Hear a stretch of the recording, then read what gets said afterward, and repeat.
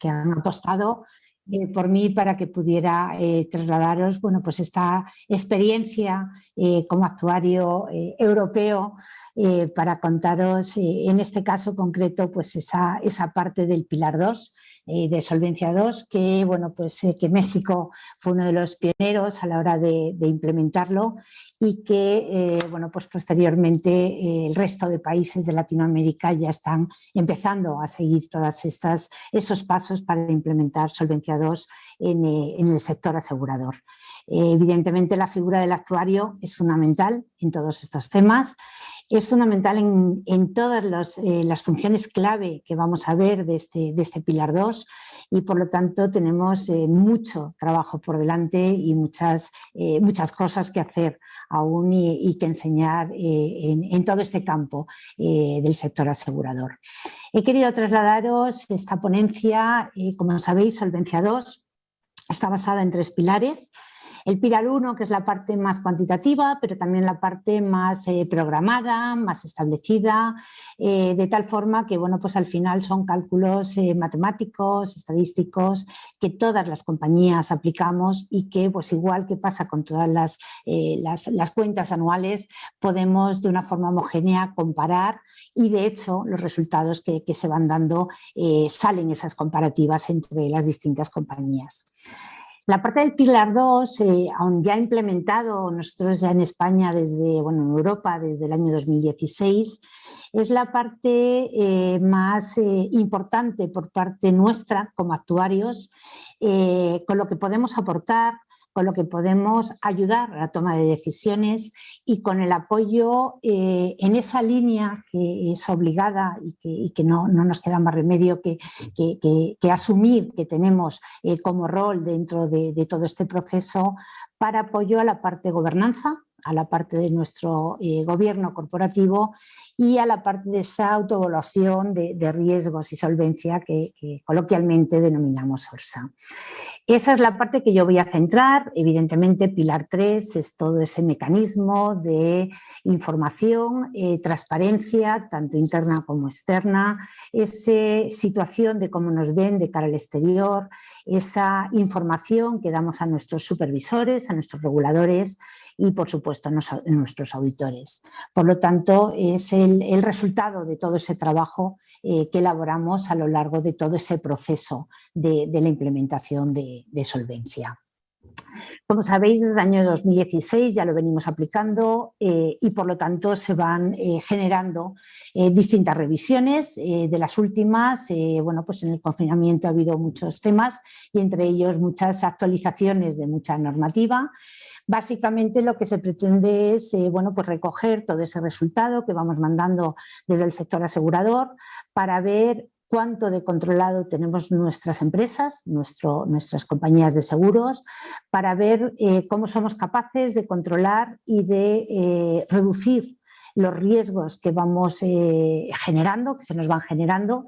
Y pues que os voy a contar por la situación de la pandemia, que ha sido como una prueba de fuego que se nos ha puesto mundialmente para llegar a demostrar si realmente todas esas cifras que damos como actuarios y que damos en esos reportes realmente son tangibles, son eficaces y eficientes y están sirviendo para ello. La experiencia ha demostrado que sí, que el sector asegurador tenemos una capacidad importante para gestionar los riesgos tanto nuestros como de nuestros clientes, porque al final aseguramos todos esos riesgos de nuestros tomadores y por lo tanto la mejora siempre va a venir en la línea de más controles, mitigar, gestionar adecuadamente y pues ordenar esa solvencia que ya tenemos, independientemente de en qué nivel estemos, ordenarla dentro de las organizaciones. Por lo tanto, se pide un refuerzo. Fundamentalmente en la parte de gobernanza tenemos que ayudar a nuestros consejos de administración, nuestros directorios, para que sean capaces de entender lo que están firmando, de asumir esa responsabilidad como máximos responsables de todo el proceso, que nuestra ayuda va a ser encomiable y que evidentemente les vamos a apoyar plenamente, pero que ellos tienen que gestionar y saber que están gestionando correctamente todos los riesgos. Por otra parte, bueno, pues Solvencia II se quiere que se implemente ya en todos los países con unas fases preparatorias. Normalmente la implementación de Solvencia II lleva aproximadamente 2 años y realmente en esos 2 años se puede llevar a cabo.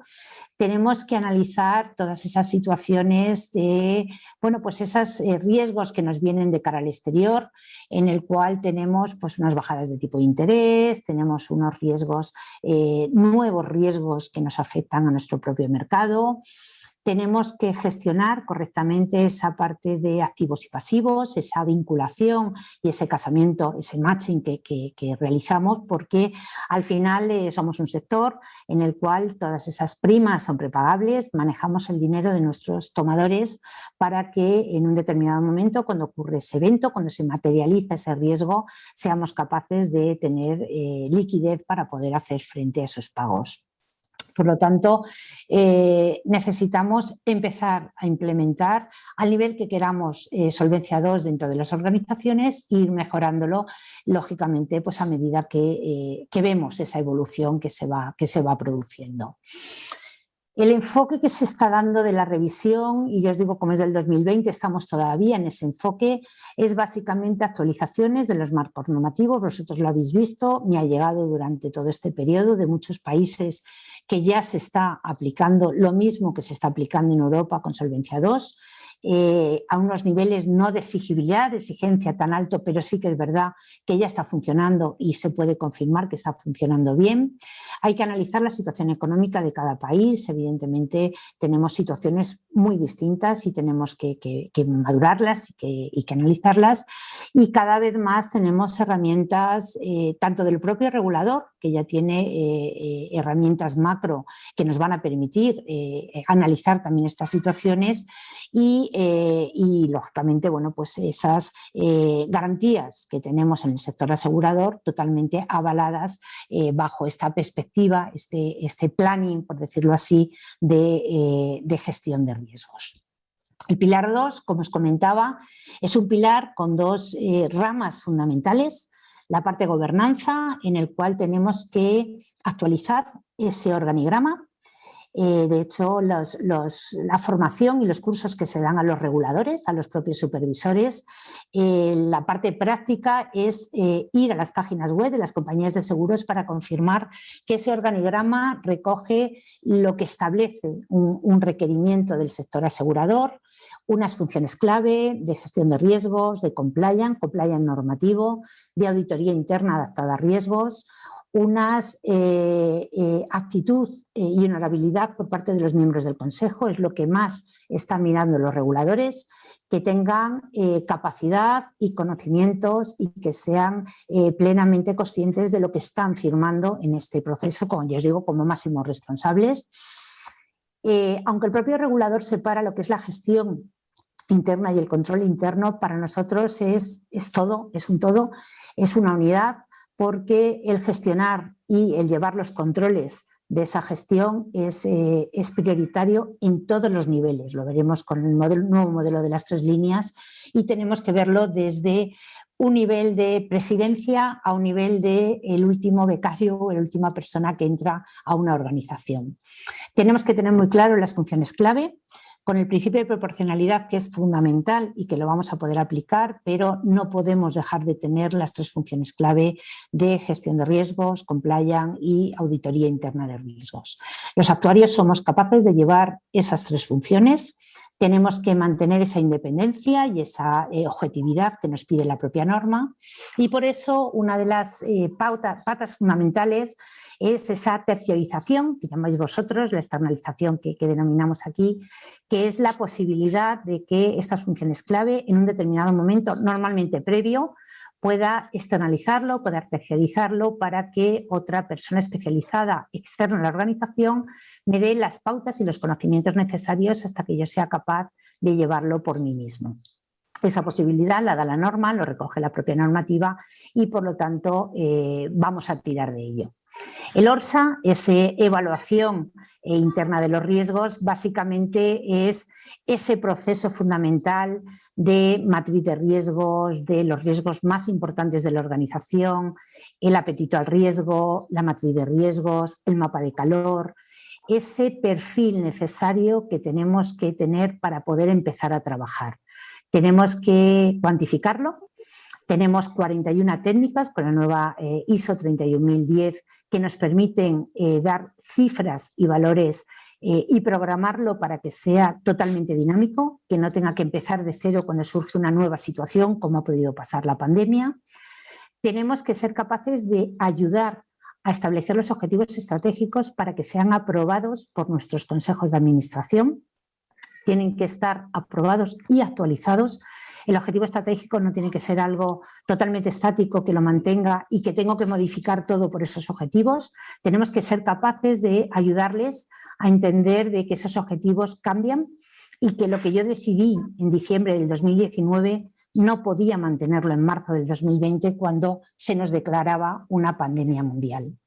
Tenemos que auditar esas gestiones de capital, ese capital mínimo requerido, esos planes de negocio, esos diseños de productos, esas notas técnicas que, como bien conocéis, los actuarios es la parte fundamental para establecer ese manual de políticas y procedimientos dentro de las organizaciones y, por lo tanto, imaginaros el apoyo fundamental que tenemos para ello.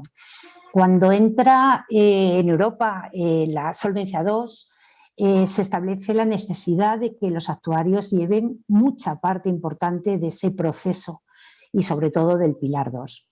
En Europa no tuvimos tanto problema, como sabéis la carrera de actuariales es una carrera en la cual lleva muchísimo tiempo, salen muchísimos actuarios y por lo tanto bueno, pues hay recursos humanos suficientes para ello. Problema lógicamente no lo encontramos en Latinoamérica. Cuando me llaman en Ecuador, que fue el primer sitio donde empecé a implementarlo, y no tenían actuarios, no tenían personal suficiente para ello.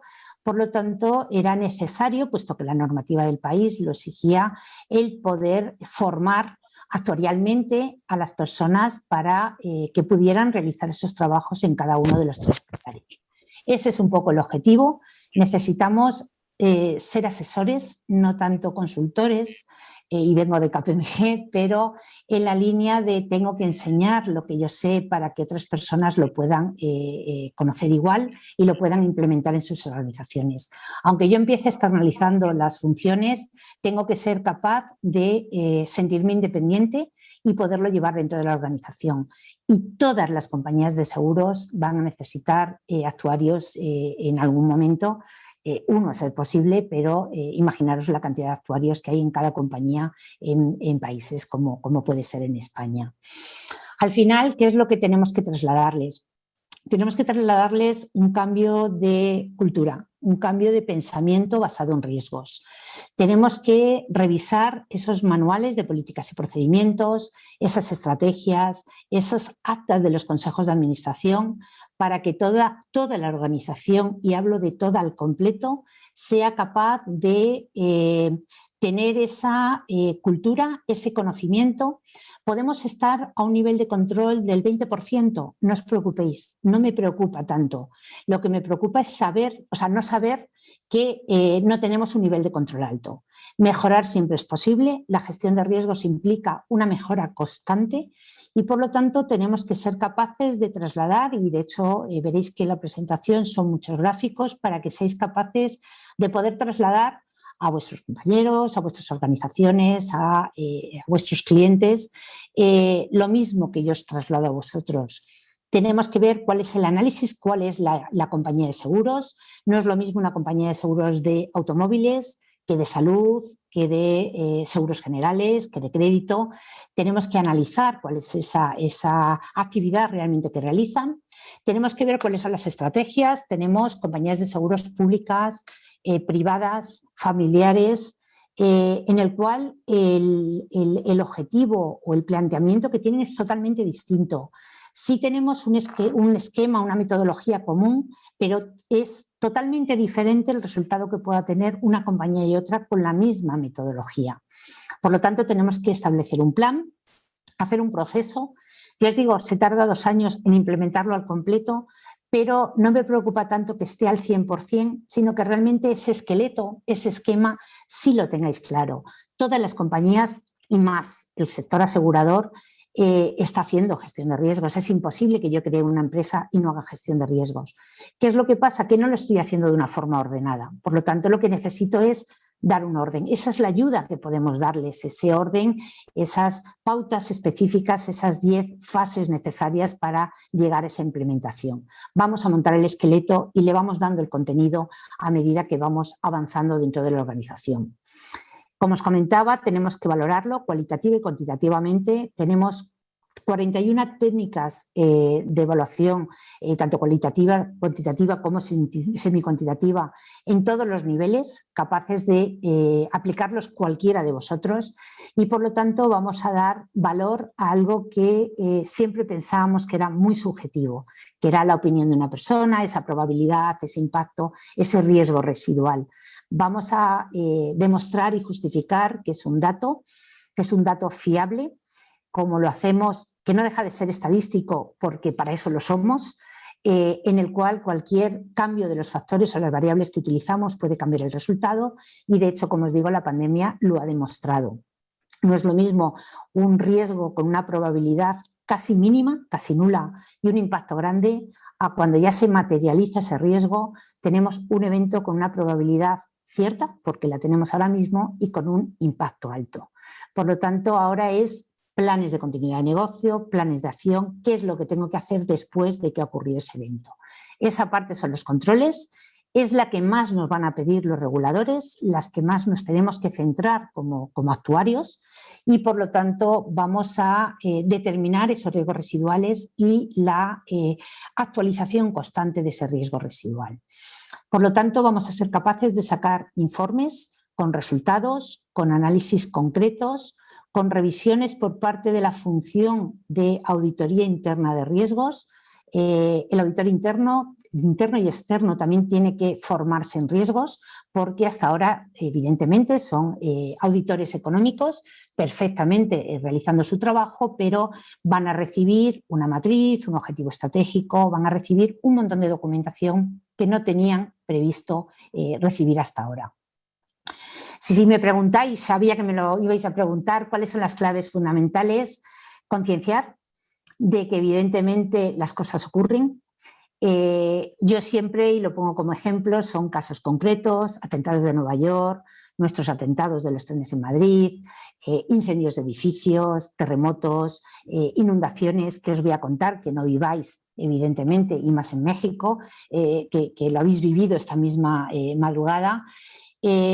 Vamos a poner ejemplos de casos reales. Eso de nunca me ha pasado nada, esto no me puede pasar a mí, realmente sabemos que sí. Pero en el caso de que no, y Dios no quiera, que sepan cuál es el test de estrés, esa peor de las situaciones que podemos tener en las organizaciones. ¿Qué es lo peor que me puede pasar y cómo voy a reaccionar ante ello? ¿Cómo lo vamos a hacer? Involucrando.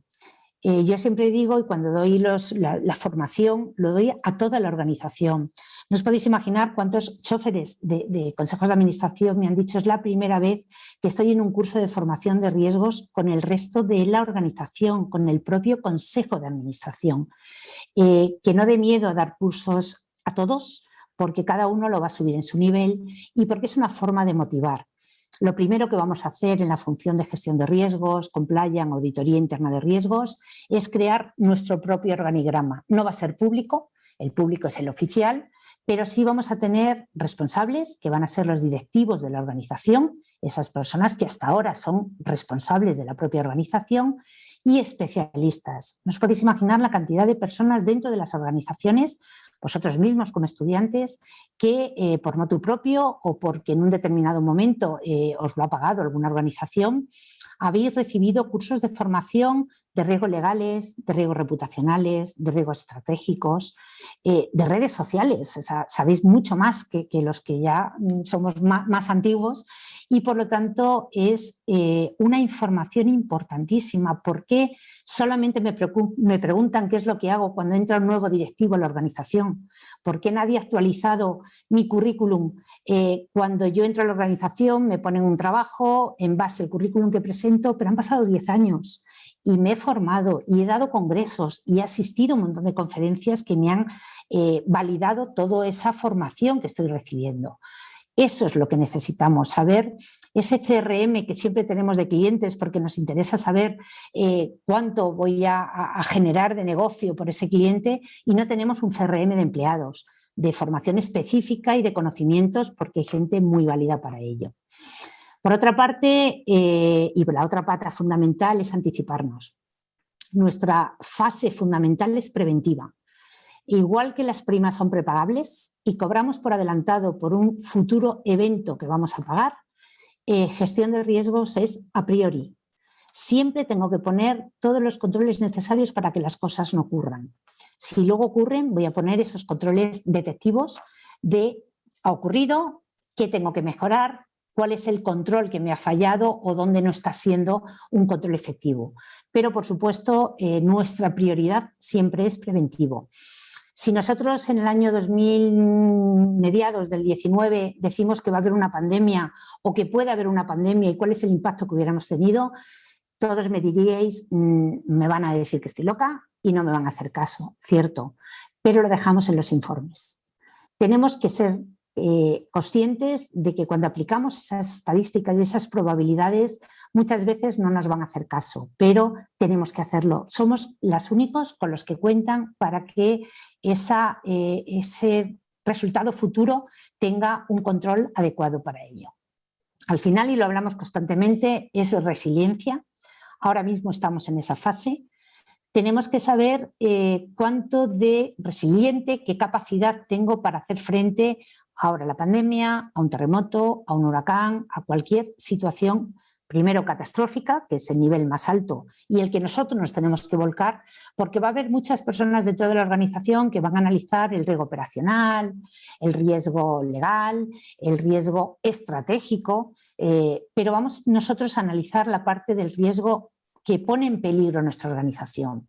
Por lo tanto, las dos patas va a ser qué riesgos vamos a identificar y cuáles son los que vamos a gestionar como actuarios dentro de las organizaciones y cuáles son los controles que yo tengo. ¿Son eficaces? ¿Son eficientes? ¿Cuántas veces tenemos un montón de controles que no nos están sirviendo para nada?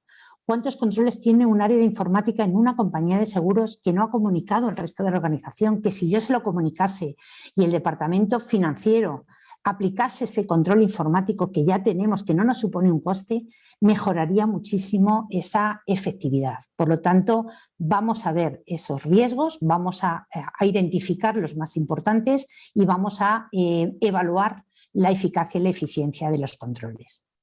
Como os comentaba, en julio del 2020, en pleno confinamiento, sale el nuevo modelo de las 3 líneas, que por fin, después de tanta lucha, consigue darnos lo que pedíamos. Estamos en un nivel de roles, no tanto de funciones. Estamos en un nivel en el cual tenemos que ir en las dos direcciones, rendir cuentas, pero a la vez delegar. Estamos acostumbrados, y mucho los actuarios, la primera que me pongo entre ellos, el hecho de que, bueno, pues hacíamos nuestro trabajo, nos sentíamos importantes porque teníamos ese título y no contábamos con nadie. Ese actuario de despacho que no cuenta con nadie no nos va a servir en un proceso de gestión. Tenemos que estar ahí, tenemos que ayudar en todos los niveles y tenemos que reportar. No os preocupéis por dar la información porque vuestro conocimiento al final es un valor añadido importantísimo. Y yo he pasado por empresas, tanto compañías de seguros como consultorías, como KPMG, y lo he vivido. Todo lo que aportes recibes mucho más, y recibes mucho más en el sentido de ya se conoce que eres el experto, has demostrado esa parte actuarial que tanto nos cuesta demostrar, pero tenemos que aplicarlo y tenemos que darlo a conocer.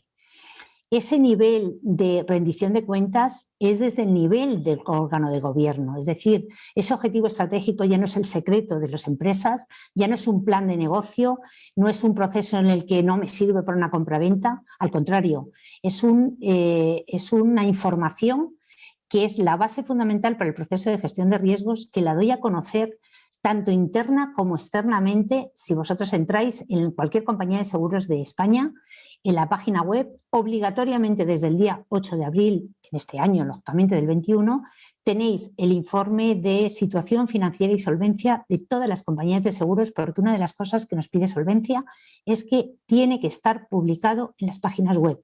De hecho, hay sanciones en el caso de no haberse publicado. Es decir, la transparencia tiene que ser plena. Hemos conseguido que la gestión de riesgos, ese gerente de riesgos de las organizaciones, pues, cuya función actuarial es fundamental para llevar ese cargo, está a nivel de dirección. Yo puedo ser un becario que entra en una organización, vosotros mismos como estudiantes que entras como prácticas en una empresa, en el momento que finalizas tu carrera, en el momento que tienes ese conocimiento de gestión de riesgos, te saltas todos los escalafones de cualquier organización y pasas a nivel de dirección. En la función clave pasas al organigrama y normalmente se acaban generando, porque la propia norma lo dice, comités de gestión de riesgos, de compliance y de auditoría interna. Es decir, los actuarios han pasado porque la propia capacidad profesional lo exigía a esos niveles de dirección. Por fin el modelo de las 3 líneas nos da esos roles, nos da esas funciones específicas, ese trabajo específico que tenemos que hacer en cada una de las funciones clave. Básicamente ese nuevo modelo de las 3 líneas frente al modelo de las 3 líneas de defensa es un enfoque proactivo, que es lo que, o sea, pasamos lógicamente a un enfoque proactivo, cambiamos las funciones por role, tenemos herramientas específicas para gobernanza, con esos controles que os comentaba, tanto preventivos, que son previos a que las cosas ocurran, como detectivos para reaccionar en el momento de que ocurre, y es un enfoque basado en principios. Por lo tanto, tenemos toda la metodología en la mano para poder llevar a cabo nuestro trabajo con una cierta holgura, con una seguridad de lo que estamos haciendo, porque aunque la metodología es una guía de implementación, es un paso importantísimo para que se nos pueda escuchar, para que lo que estemos hablando no sea esas elucubraciones que tenemos de vez en cuando los actuarios y queremos pensar de cara al futuro. Es preventivo y el valor añadido que da a las organizaciones es muy importante. Este modelo de las 3 líneas, no vamos a entrar en ellos, establece 6 principios muy claros, con las funciones muy específicas y qué es lo que hay que hacer en cada uno para que ese consejo de administración, esa presidencia de nuestras organizaciones no nos pongan en duda que lo que tenemos que hacer, cómo hacerlo. Sabéis que la norma te dice el qué y nosotros les ayudamos al cómo, y que nos den ese pistoletazo, ese top-down de que parte de la organización. ¿Por qué? Porque nuestro trabajo es mucho más fácil si toda la organización sabe que se nos ha asignado esa función y que tenemos que llevarla a cabo, por supuesto, con la ayuda de toda la organización. Por no ocupar mucho tiempo, no voy a preguntarlo por el chat, para no meterme en el chat y irme de la pantalla, pero en vuestras cabezas pensar si a alguna de estas preguntas diríais que sí.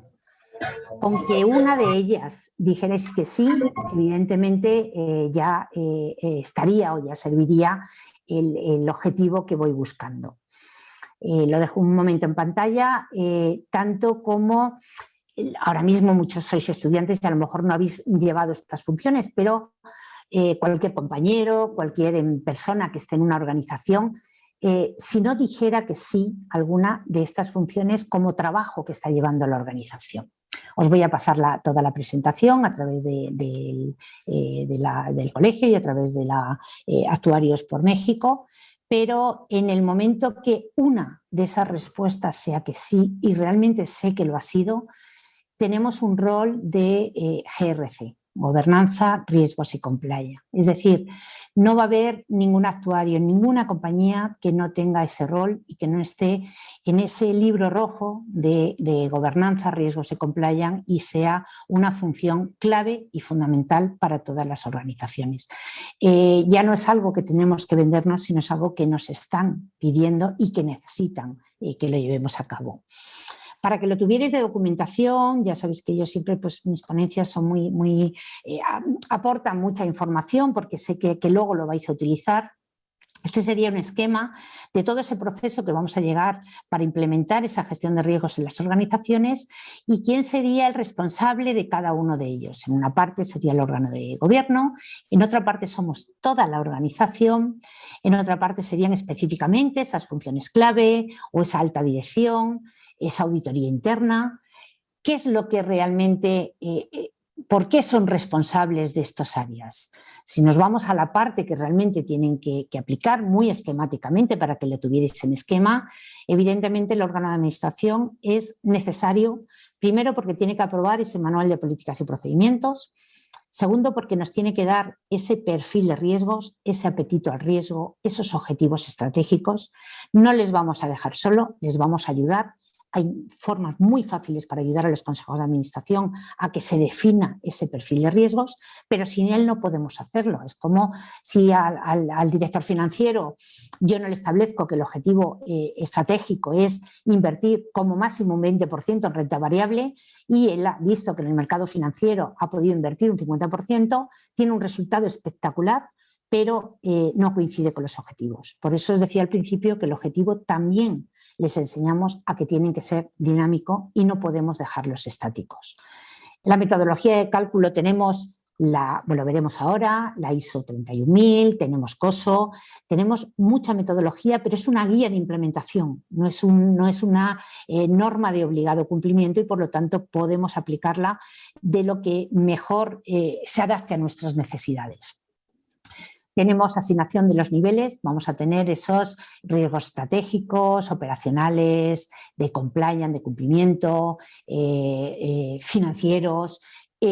La clasificación normalmente lo da la propia normativa, de hecho Solvencia II establece a mínimos cuál sería la clasificación que tenemos que darle, pero a partir de ahí cada organización puede darle su importancia y su valor. Y por supuesto vamos a establecer el mapa de riesgos, probabilidad, impacto, controles, riesgo residual, para llegar a esa pilar 3 de información y comunicación que nos va a exigir la propia normativa. ¿Cómo lo vamos a hacer? Somos un equipo. Y lo importante que tienen que analizar en todas las organizaciones es la única parte que les queda muchas todavía por concienciarse, que la gestión de riesgos para dar ese análisis de riesgo y rentabilidad, ese análisis coste-beneficio que aportamos al final de nuestros trabajos, tiene que estar unido a esos objetivos estratégicos de corto, medio y largo plazo, a ese valor añadido que vamos a dar a la organización. ¿Por qué? Porque podemos decir que nuestra propuesta va a ser, bueno, pues yo creo que este riesgo hay que eliminarlo, pero el propio Consejo de Administración, pues por política, por establecer unas guías específicas o porque lo han decidido en el propio Consejo, deciden que tenemos que asumirlo. No pasa nada, pero nosotros sí tenemos documentado en nuestro informe cuál es la política que vamos a seguir o la recomendación que hacemos. COSO-RM 2017 ya lo establece, por fin un documento que actualiza COSO 2, nos permite gestionar este riesgo empresarial enlazado con el desempeño, esa vinculación con los objetivos estratégicos y por lo tanto ya sabemos cómo llevar a cabo para implementar este perfil, este apetito, esa tolerancia, esa capacidad. Aproximadamente el sector asegurador, la capacidad o el límite máximo promedio estaría entre un 12 y un 13% del resultado técnico de la compañía. Por lo tanto, ya tenemos experiencia suficiente para poder empezar a movernos y para poder empezar a tener algo cuantitativo. Por lo tanto, vamos a estar con el Consejo para establecer esos objetivos estratégicos y tenerlos constantemente actualizados. Al final, el apetito al riesgo no es más que una zona de riesgo en el cual lo vivimos constantemente, yo puedo vivir con ello y no hace falta que haga nada. yo juego al bingo y sé que puedo perder una cantidad porque, bueno, pues que evidentemente está previsto dentro de mis límites. La parte de tolerancia es esa parte en la cual no quiebro la compañía, puedo seguir trabajando, pero tengo que controlar. Pues tengo una siniestralidad un poco más alta, tengo unos fraude en un determinado momento, tengo un riesgo financiero por la situación que se ha producido o tengo una pandemia que evidentemente estamos viviendo. La parte de capacidad no es quebrar la empresa, es la zona en la cual nuestro consejo de administración tiene que empezar a moverse, tiene que empezar a tomar decisiones. Os comentaba el caso de la pandemia, cuando era una probabilidad muy pequeña, casi cero, con un impacto muy grande, nuestro consejo de administración ni siquiera tenía conocimiento, que es lo que muchas veces dicen, es que la pandemia no estaba en la gestión de riesgos o en los mapas de riesgos de las organizaciones. Por supuesto que estaba, pero estaba en una zona de tolerancia, es decir, tenemos un equipo suficiente para llevar a cabo esos controles. ¿Por qué pasa a una zona de capacidad? Porque evidentemente la pandemia es un riesgo materializado ya en un evento y la probabilidad ha aumentado. Si yo tengo programada una matriz de una forma automática, la matriz de riesgos el día antes y el día después de la declaración de la pandemia de todas las empresas automáticamente se ha cambiado. Eso es lo que de alguna forma queremos llevar, queremos hacer entender a la empresa que nuestra matriz de riesgos, nuestra actualización de nuestro proceso tiene que estar totalmente dinámico para que de hoy por la tarde o por la mañana, cuando empezáis la jornada, a esta tarde o a mañana, si ha habido algún cambio, automáticamente lo tengáis. Y vosotros mismos habéis tenido un terremoto, evidentemente, muy reciente. Como os decía, toda la metodología actualizada es la que tenéis en pantalla. Es una metodología como guía de implementación, no hay ninguna que sea de obligado cumplimiento, porque hasta el marco COSO 2013 no es de obligado cumplimiento, lo que la ley ley lo que nos dice o nos recomienda que se utilice, o hay las empresas por políticas internas recomiendan la utilización de alguna metodología. Podemos utilizar toda la que hay ahora mismo en el mercado y de alguna forma lo que podemos o lo que nos permite la norma es voy a utilizar de cada metodología lo que sea más positivo y más acorde a mi organización. La metodología, por supuesto, la tenéis disponible en el caso de que alguno no la tuviera o la queráis para vuestra información. ¿Qué es lo que siempre me planteáis?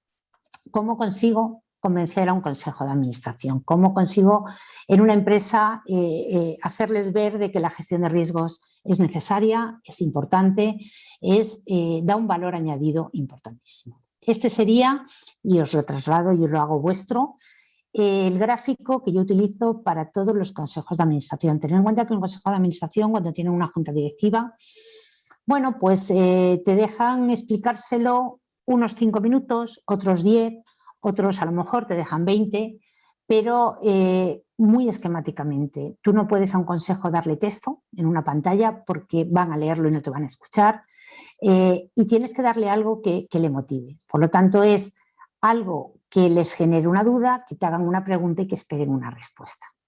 Con este gráfico les explicamos todo sin necesidad de cambiar de pantalla.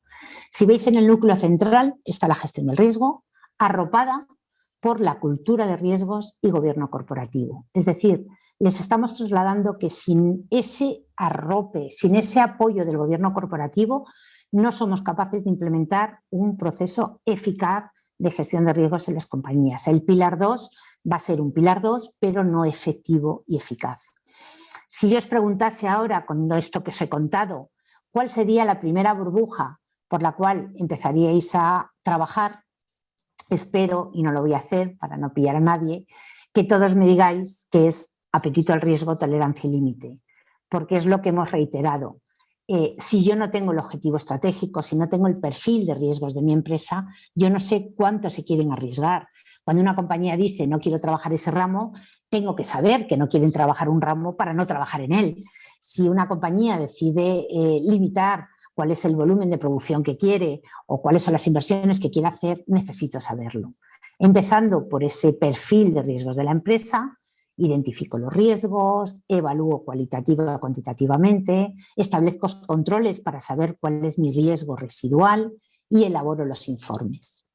Y tengo dos burbujas importantes que le traslado al Consejo de Administración. ¿Por qué?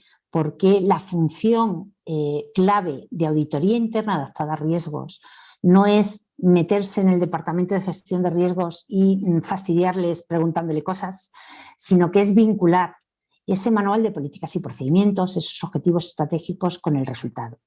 De tal forma que como esa auditoría interna nos van a informar de que esa vinculación de objetivos y resultados no cuadra y hay que cambiar el objetivo estratégico o hay que cambiar el resultado. Por lo tanto, es un apoyo muy importante. Recordar el modelo de las 3 líneas de defensa, el anterior, solamente auditoría interna es la que le permitían ir al Consejo de Administración. Nosotros, como gerentes de riesgos o compliance, teníamos que ir al directorio, a la alta dirección. Ahora no, ahora estamos en la alta dirección y por lo tanto podemos ir directamente al Consejo de Administración y reportar al Consejo de Administración.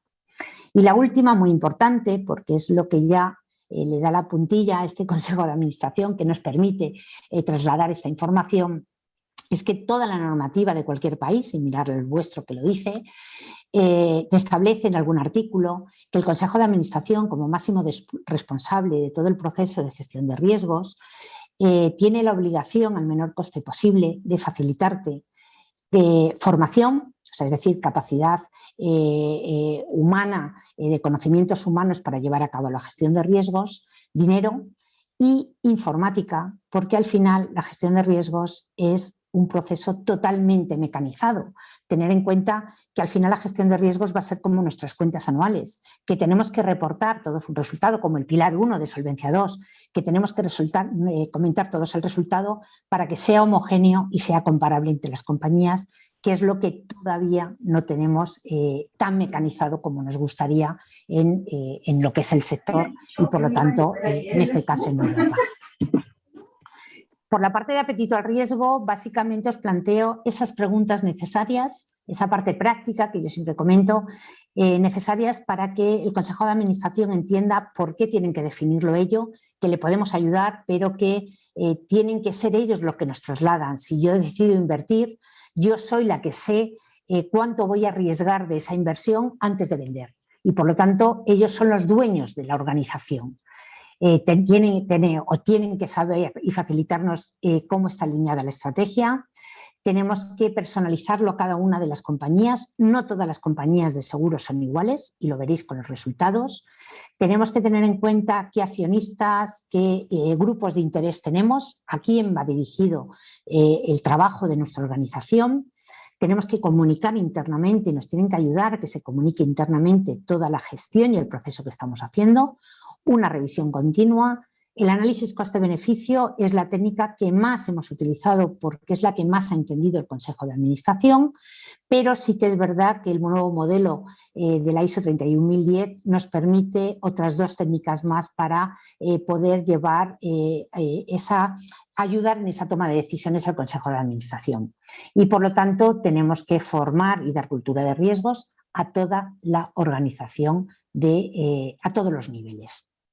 Aquí os trasladaba ese enfoque descendente y ascendente que tiene esas ventajas e inconvenientes que tiene la implementación del apetito al riesgo. Soy consciente, lo hemos vivido, pero somos capaces de hacerlo. No os preocupéis en un nivel más bajo, pero que sea importante de alguna forma el que todo el mundo sea consciente de esa definición del apetito al riesgo, que va a ser muy cuantitativa. Al final nuestro informe va a ser un ORSA, como veis, va orientado a esas políticas y procedimientos, a esa gobernanza, a ese organigrama en el cual vamos a tener las funciones clave y los comités que nos pide la propia normativa, a la metodología, que mi recomendación es poner toda, COSO RM 2017, COSO 2013, ISO 31000 o cualquiera que tuvierais en el país. Vamos a definir ese apetito, vamos a tener un perfil de riesgos, vamos a enlazarlo con nuestro capital mínimo requerido, capital de solvencia, todo eso que hemos calculado en el pilar 1 y por lo tanto vamos a reforzar esas decisiones estratégicas y lo vamos a hacer mediante un informe. Tener en cuenta que los informes de gestión de riesgos, compliance, auditoría interna, en España ni siquiera hay que firmarlos. ¿Por qué? porque al final es el Consejo de Administración el que los aprueba y el que los firma. Cuando se manda a nuestro regulador, se manda firmado por todos los miembros y además por todos los miembros del Consejo de Administración. ¿Qué es lo que buscamos? Necesitamos armas. Os he dicho que la metodología te dice el qué, pero no el cómo, pero tenemos la suerte, a día de hoy ya pública, tenéis pues el nivel de madurez del sistema de gestión bajo COSO 2013, en el cual, pues con unos ajustes, ya os digo, también lo tenéis disponible en el caso de que lo necesitéis, te permite saber de una forma gráfica cuál es el riesgo inherente y el riesgo residual en cada uno de los niveles, tanto principio como componentes de COSO 2013, y te da una guía de cuáles serían los planes de acción recomendados en cada uno de esos niveles, según que esté en un nivel de zona roja, en ese matriz de riesgos, o en un nivel de zona amarilla, naranja, en este caso es una matriz de 4×4. Posteriormente, y no creo que tarde mucho porque estaba ya previsto cuando empezamos el confinamiento, se frenó el tema del marketing, elaboramos entre varias empresas muy importantes con el Instituto de Auditores Internos de España un documento similar al de COSO 2013, pero bajo COSO RM 2017, en el cual hemos recogido también una herramienta de Excel que será también gratuita y libre de disposición para que todas las empresas bajo COSO RM 2017, con un lenguaje mucho más entendible, más fácil de ver y más asequible a todas las organizaciones, no solo el sector asegurador, sino cualquier empresa de cualquier sector, tamaño o actividad, cuál es, en este caso no es como porcentaje de control, sino como nivel del 1 al 5, para saber cuánto de madura es la empresa. ¿Por qué? Porque si el propio regulador utiliza estas herramientas, os va a ser mucho más fácil para vosotros demostrar el trabajo realizado, agilizar la cantidad de horas que nos lleva trabajar con un auditor externo, con un regulador y sobre todo explicarlo a toda la organización para que pueda ser entendido y para que pueda ser aplicado.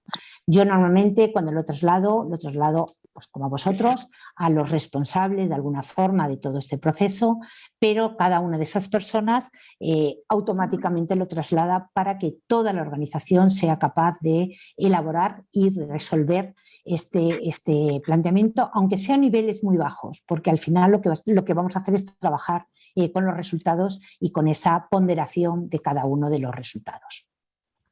Otra de las armas importantes que os voy a contar a los que sois actuarios va a ser el poder trabajar con todos los indicadores. Primero los indicadores claves de riesgo, luego con los claves de rendimiento. Con esos indicadores de control van a ser fundamentales en nuestro trabajo. Hay otros indicadores menos utilizados, pero que no debemos de dejar de analizarlos porque es la parte fundamental para objetivos estratégicos, que son los indicadores claves de logro. Tenemos los indicadores claves de gestión y los propios de la actividad. Es decir, no podemos decir como actuarios que no tenemos armas suficientes para poder llevar a cabo todo el proceso que se nos exija, que tenemos conocimientos plenos para ello, que podemos formar a más gente para que, aun no siendo actuarios, sepan y puedan hacerlo, pero que al final esa capacidad profesional y por experiencia que conseguimos gracias a los estudios que realizamos, evidentemente tiene que dar su fruto y a día de hoy lo está dando y, por supuesto, en un solvencia muchísimo más.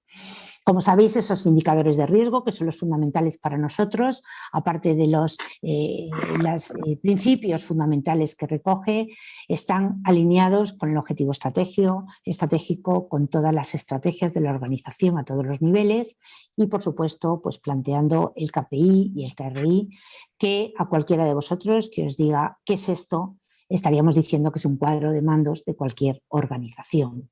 Es decir, que el resultado global de ese proceso, por fin, con toda la metodología y con todo lo nuevo que nos ha dado el propio sector y la propia regulador, nos ha permitido demostrar que nuestro punto de partida es un cuadro de mando de las organizaciones, porque es la parte fundamental, esa misión, visión, valores, objetivos que establece la organización. Si yo no soy capaz de cumplir con esa mínimo, que es lo que he marcado en mi cuadro de mandos, difícilmente voy a llegar a cumplir con otra metodología y normativa que nos pida. No quiero terminar, aunque sí que voy a dejar tiempo para las preguntas y, por supuesto, si no dirá tiempo, me las mandáis y os las mando trasladadas. Pero una parte muy importante, de hecho, cuando yo en el año 2011 estuve en Ecuador y me planteaban pues, qué era ese principio de proporcionalidad no definido, solo encontré en México una pequeña definición muy breve de lo que era previo el principio. A día de hoy, y yo siempre se lo digo a los reguladores nuestros, ¿por qué no definimos el principio de proporcionalidad? Siempre lo que me trasladan es que es Europa, desde IOPA, quien debe dar una definición, porque cualquier cosa que demos, evidentemente, puede contradecirse a lo mejor en un determinado momento. Yo, que no soy regulador y que no tengo tanto problema, sí me he atrevido a esa pequeña definición. Y lo que he querido trasladaros, diciéndolo muy claro, muy sencillamente a la hora de entenderlo, el principio de proporcionalidad no es incumplir la norma, es el decir que si yo asumo más riesgo por cumplir con el pilar 2 de solvencia 2 porque me lo exige la normativa y siguiendo pasito a pasito voy a ir cumpliéndolo de una forma más dilatada, el principio de proporcionalidad me permite justificar que con los recursos que tengo, con los actuarios que tengo en este momento, con la persona capacitada, con el equipo o el propio consejo de administración, soy capaz de llevar a cabo el 10%, 20% o 30% de lo que me pide solvencia, pero mi futuro es llegar a cumplir con el 100%. Tenemos 2 años cuando se implementa para hacerlo. El principio se aplica durante esos 2 años, pero con estas pautas os permite bueno, pues poder justificar que no hace falta que estemos al 100%, lo importante es empezar a implementarlo, a concienciar y si no somos nosotros quien lo traslada, pues evidentemente difícil lo tenemos. ¿Por qué?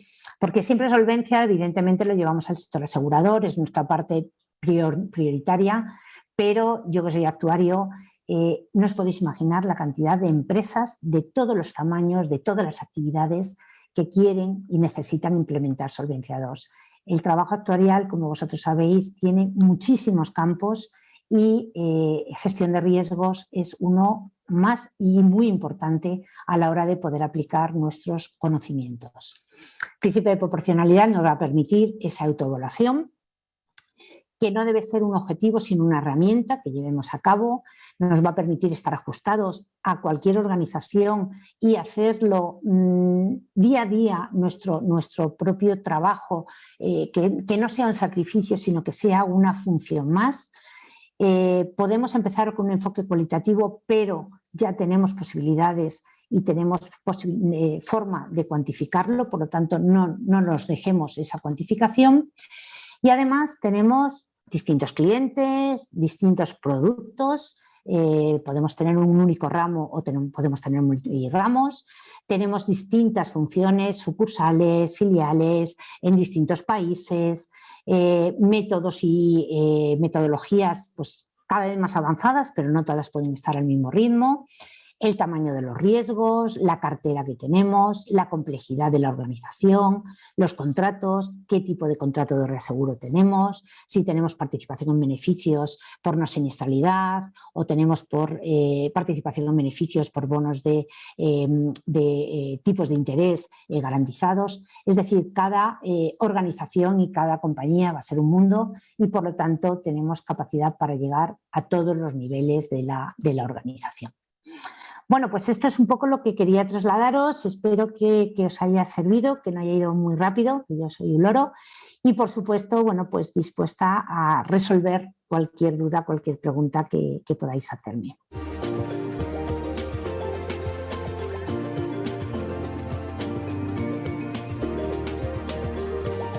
visto así con la pregunta, el error sería el no apreciar o no tener en cuenta cualquier planteamiento que nos haga, tener en cuenta que lo estamos haciendo a todos los niveles. Y muchas veces son preguntas o cuestiones o riesgos que no es el concepto que realmente debe de ser por la terminología que utilizamos. El hacer entender de que están equivocados y corregirlo, pero de una forma que no desmotive. Es decir, ahora mismo muchas veces se hacen preguntas y se me está preguntando con apetito al riesgo, pero se está llamando de otra forma. Bueno, pues en la misma respuesta que se les dé, el trasladarlo y corregirlo, lo mismo que hacemos con los niños cuando hablaban mal, pero que no pierdan motivación, que todas las opiniones de todas las personas sean válidas, que aprenderán. De hecho, yo una de las cosas que más me ha servido para esa cultura de riesgos en las compañías de seguros era que cuando tú te vas a trabajar tienes en pantalla, cuando te conectas, 3 preguntas, 5 preguntas que tienes que contestar obligatoriamente para empezar a trabajar. ¿Qué quiere decir? Que tú puedes contestar bien o mal, pero te sirve primero para saber quién ha contestado, qué es lo que ha contestado, cuándo se ha conectado, cuánto tiempo ha tardado. Es decir, es un ratio comparativo tan importante para tantos indicadores que nos pueden servir que a la vez le estás dando esa cultura a la organización. Son pequeños truquillos que de alguna forma la propia experiencia os lo va a ir dando, pero lo importante es que vayan conociéndolo. Un newsletter, un mail a toda la organización, grupos de WhatsApp por procesos. Ahora mismo, por ejemplo, cosas que antes no existían en las organizaciones, que eran los grupos de WhatsApp con los trabajadores. La pandemia nos ha generado, y en empresas que eran negadas a ello. ¿Por qué? Porque es la forma más rápida de, hay una reunión mañana, este es el enlace, lo hemos visto simplemente con ese grupo de todos los que estáis asistiendo. Esas pequeñas cosas te permiten el compartir, te permiten que la cultura no es un curso en un determinado momento, sino es una forma de vivir las organizaciones.